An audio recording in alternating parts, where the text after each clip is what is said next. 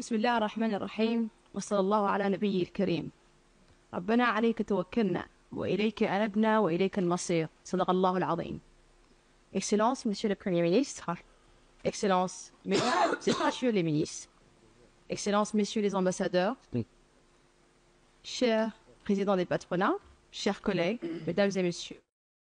Permettez-moi d'entamer mon intervention par souhaiter chaleureusement la bienvenue à Son Excellence Monsieur Ousmane Sonko, Premier ministre de la République sœur du Sénégal, et rendre hommage aux efforts remarquables qu'il déploie avec son frère et ami, Son Excellence Monsieur Mokhtar Ould Djeï, Premier ministre de la République islamique de Mauritanie, pour hisser les relations exemplaires entre la Mauritanie et le Sénégal, au niveau des aspirations légitimes de nos deux peuples frères.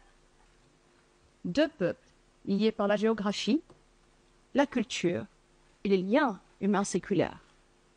Deux peuples déterminés plus que jamais à bâtir ensemble un avenir prospère, fondé sur la vision partagée, l'effort collectif et les orientations clairvoyantes de leurs dirigeants, leur Excellence M. Mohamed Ould Cheikh Al Ghazouani et Bassirou Diomaye Diakhar Faye.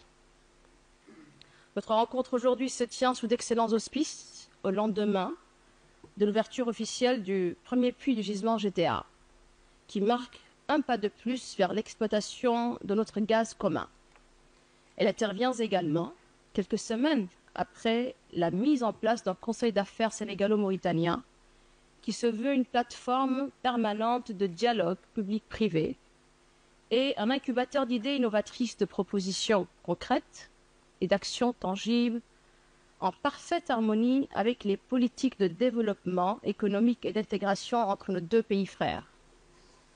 Cette rencontre est aussi l'inauguration d'un cycle d'intervention de haut niveau entre les gouvernements et les patronats, dans un esprit partenarial constructif, soutenu par des opportunités de coopération stratégique multidimensionnelle. En effet, et au-delà d'être une réelle opportunité économique, l'exploitation de notre gaz commun est, à mon sens, une métaphore puissante de l'énergie que nous puissions générer ensemble, en mutualisant nos ressources et nos efforts pour construire un modèle de partenariat régional durable et constructif et inclusif.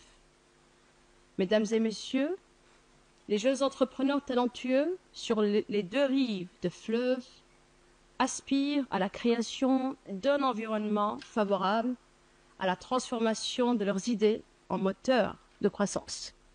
Soutenir ces forces vives, c'est garantir une croissance économique résiliente et inclusive. À l'aurore de l'exploitation de nos valeureuses ressources, nous avons la responsabilité de penser à l'après-pétrole et gaz. En nous engageant ensemble dans des projets liés aux énergies renouvelables, à la protection de l'environnement et la gestion durable de nos ressources, nous pourrons devenir un modèle de développement responsable pour la région et au-delà. Un autre point qui me tient personnellement au cœur et représente une priorité stratégique, c'est l'autonomisation des femmes chefs d'entreprise. Les études montrent que les pays où les femmes participent activement à la vie économique connaissent une croissance plus rapide et durable. Nous sommes appelés à lever des obstacles spécifiques qui ralentissent l'autonomisation des femmes et les empêchent à jouer pleinement leur rôle de catalyseur du développement et de l'intégration. D'ailleurs, l'intégration passe aussi par l'unification de nos deux marchés à travers une zone ambitieuse de libre-échange et dont la vision doit être portée par tous les acteurs publics et privés. En plus de dynamiser nos échanges, cette zone peut aussi servir de modèle d'intégration économique pour d'autres pays africains. Mesdames et messieurs, nous avons aujourd'hui l'opportunité de construire un partenariat basé sur une vision commune, claire et ambitieuse au profit des générations présentes et futures.